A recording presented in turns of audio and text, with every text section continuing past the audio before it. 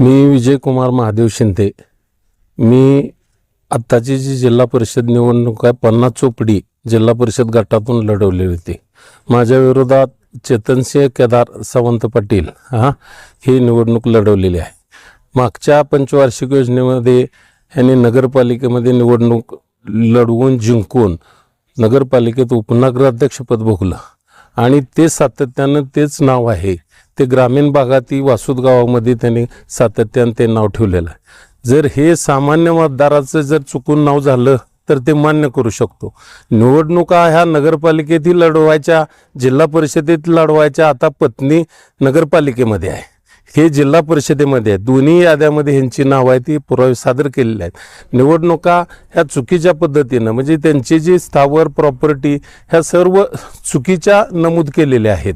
ह्यामध्ये निवडणूक आयोगाची फसवणूक आहे आणि भ्रष्ट मार्गाने ही निवडणूक जिंकली गेलेली आहे.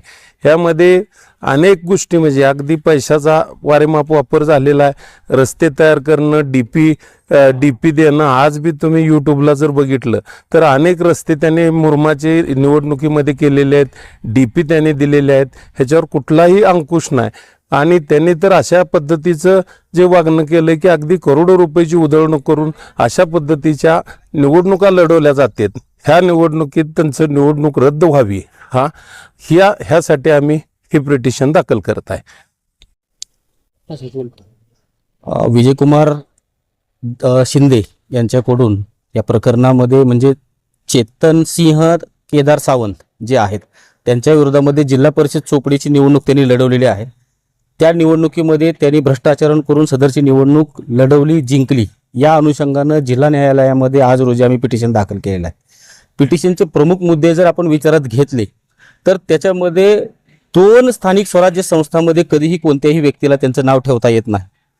चेतनसिंह केदार सावंत यांचं जर नाव बघितलं तर ग्रामीण भागामध्ये देखील त्यांचं नाव कंटिन्युअसली त्यांनी मेंटेन केलेलं आहे.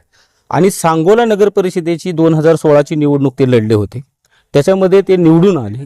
त्याच्यानंतर ते त्या नगरपालिकेचे उपनगराध्यक्ष देखील म्हणून त्यांनी कार्यकाळ भोगलेला आहे. त्यांची पत्नी सध्या त्या ठिकाणातून निवडणूक लढलेली आहे, त्या देखील त्या ठिकाणी आज बिनविरोध निवडून आलेले आहेत. त्यांच्या पत्नीचंही नाव ग्रामीण भागामध्ये आहे आणि यांचंही नाव ग्रामीण भागामध्ये आहे. याचा गैरफायदा घेऊन नगर परिषदेला त्या ठिकाणी मतदान तर त्यांनी केलंच, त्याच्या पलीकडे जाऊन त्यांनी ग्रामीण भागामध्ये जाऊन पुन्हा जिल्हा परिषदची निवडणूक लढवली. खरी म्हणजे हा गुन्हा देखील आहे.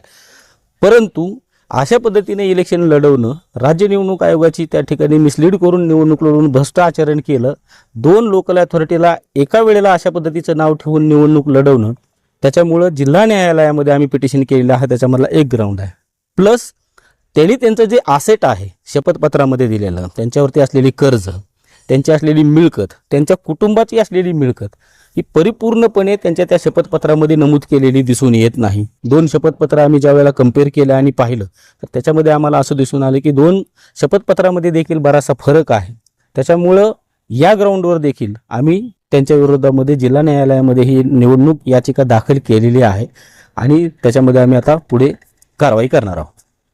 सध्या त्यांनी निवडणूक लढली त्याच्याबद्दल म्हणजे त्याची निवडणूक रद्द व्हावी किंवा त्याबद्दल हो, त्यांची झालेली निवड रद्द व्हावी याच्यासाठी ही इलेक्शन पिटिशन दाखल केलेलं आहे. फौजदारी गुन्ह्याच्या अनुषंगानं विचारविनिमय करून पुढचा निर्णय घेण्यात येईल. कसं आहे, निवडणूक ही प्रक्रिया ज्या वेळेला चालू असते, एका गावामध्ये तुम्हाला 2 ठिकाणी 2 प्रभागात जरी नाव असलं तरी तुम्हाला एका ठिकाणचं नाव डिलीट करावं लागतं. ही जबाबदारी त्या मतदाराची आहे. इथं तर यांचं नाव ग्रामीण भागातही आहे, शहरी भागातही आहे आणि दोन्हीकडे नाव आहे याची त्यांना परिपूर्ण जाणीव आहे. अशा पद्धतीचे पुरावे रेकॉर्डला आहे. अशी परिस्थिती असताना एखादा माणूस ज्या वेळेला शहरी भागात राहतो, नगर परिषद भागात राहतो, राहणं सुद्धा आम्ही एक वेळेला समजू शकतो, परंतु तो त्या ठिकाणी राहत असताना त्या ठिकाणची एक लोकल अथॉरिटी निवडणूक लढवतो, त्या ठिकाणी तो निवडून येतो आणि पुन्हा त्या ठिकाणी ग्रामीणलाही नाव, शहरीलाही नाव, अशा पद्धतीचं नाव ठेवता येत नसतं.